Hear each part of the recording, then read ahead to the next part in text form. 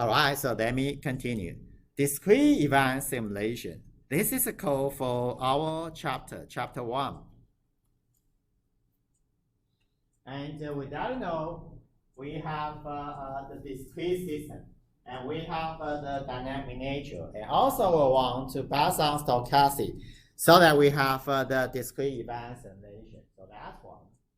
And for discrete event simulation, of course, we should have a proper way to study. A proper way to study. Specifically, we should emphasize simulation clock, and so that the clock well advanced. So how to have the time advanced mechanisms? Well, simulation clock.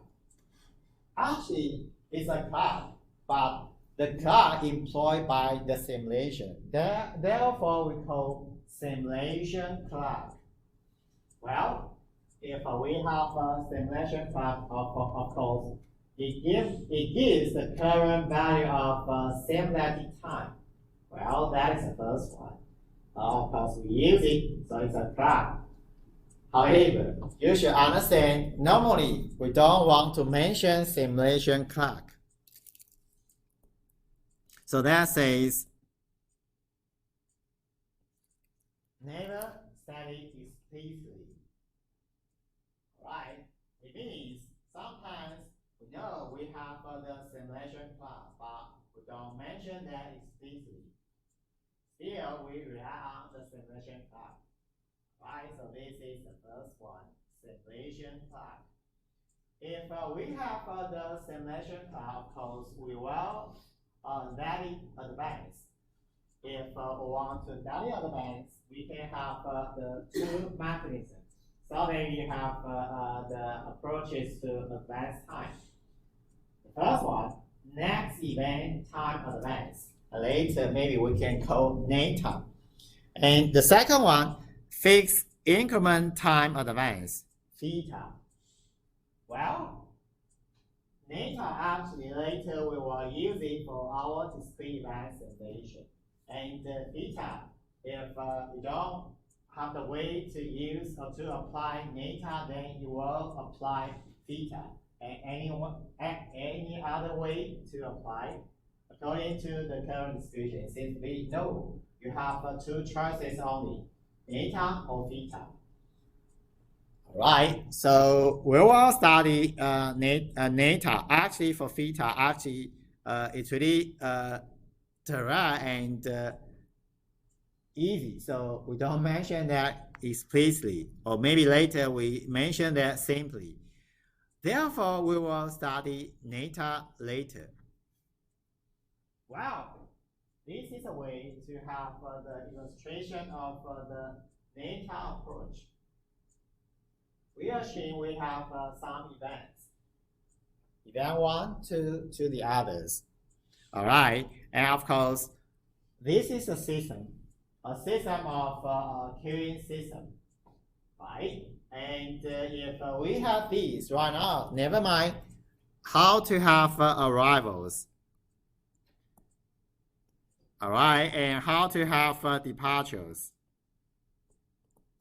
Okay, never mind all of these, but emphasize this one. Possibly we have event 1, 2, 3, 4 if we have the snapshot for the system. Snapshot for the system so that you can have a start time instant. Then the first event, second event, third event, fourth event, and fifth event, and etc. Maybe you may have the snapshot so that you have event 1, 2, 3 to 5 half an hour. Well, you may have a question. Is it possible to have an event in between the current event 1 and 2?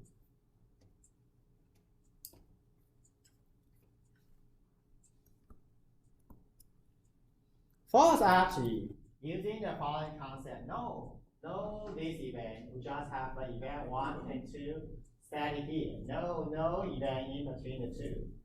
And never mind this as well. So if you have the nature to have this one, then this way, this system, it will be the suitable one to employ data.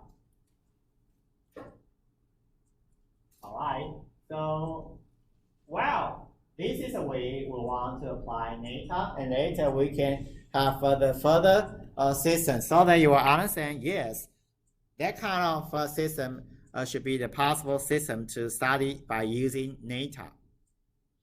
Well, if we have this figure to illustrate data, and then we will follow that one to apply the approach data.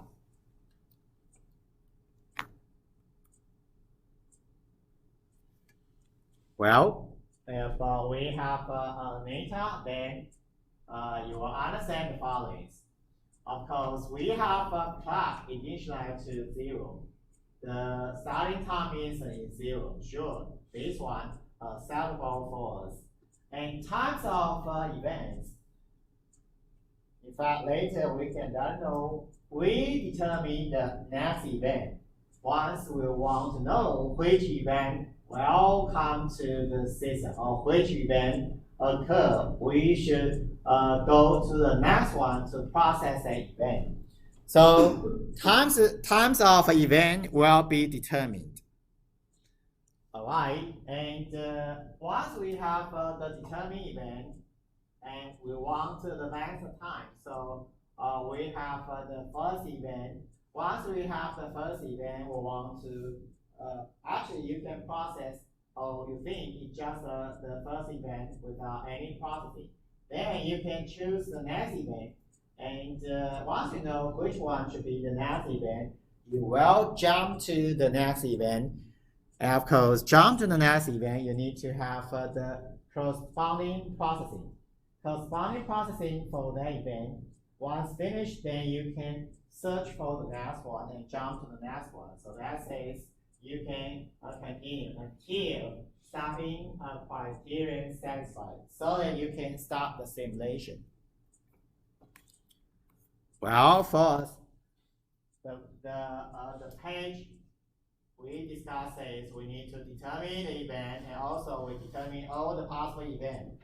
Actually, it doesn't mean you determine the event immediately. You can process for the first event, this one. Actually, we can code, we have subscript, so we code 0 event. 0th event, then finish the processing, you can determine next one. Here, next one is the first event, so you determine next event, and you get advance time to this time method. And once you jump to this one, so of course you need to perform the corresponding processing associated with the event. If finished, you can continue the next one. Likewise, doing the same thing as the previous one, so that you can have the corresponding processing for the second event. Again, once finished, you can jump to the next one, and you can repeat the same procedure, so that you can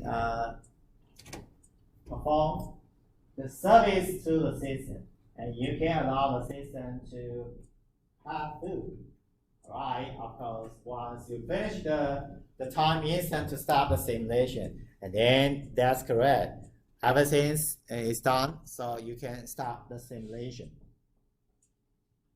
All right, so that's it. This is the idea of data, and data actually have the concept.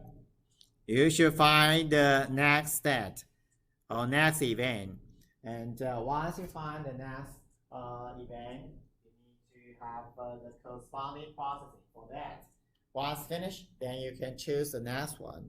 In fact, you just use this idea. Once finished, then you can determine the next one. And that's it. If you have this idea, you can have next event. You can have discrete event simulation by checking next event time advance data. Well, I don't know if we have beta. Should we have the exact description for that one?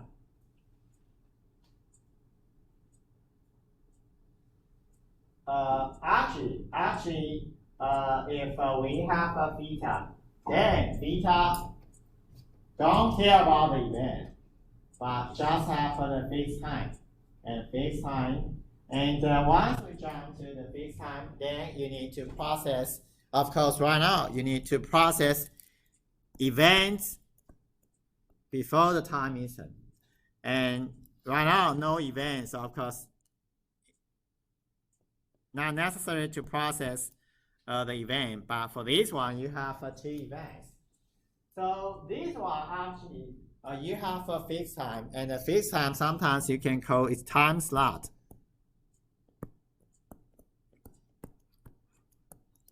Well, this is the initial time instant, but with the time slot jump to the next one, you need to process the events within the time slot. If you finish, and then you can jump to the next one.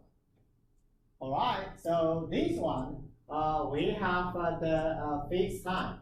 And the fixed time so that you can check the events within the time slot. If you have some event, then you need to process. If no, then you can jump to the next one.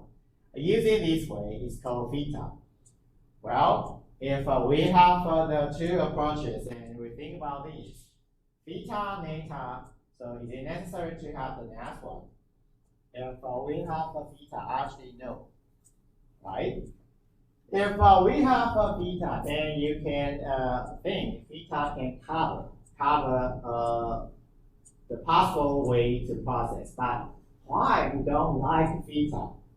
And rather than we will have a neta, because neta will be efficient if we can apply neta. So that's why if you find a system, it can apply neta to study, then we will use neta. Or otherwise, we will apply theta. Alright, so if we have the chance to choose neta, then we will choose neta. Alright, that is up now. It's okay. Actually, maybe it's first time, so I don't notice my class, so I have to stop and to let it have a break. But after I think we can take a break for 5 minutes. Alright, that's it. Take a break.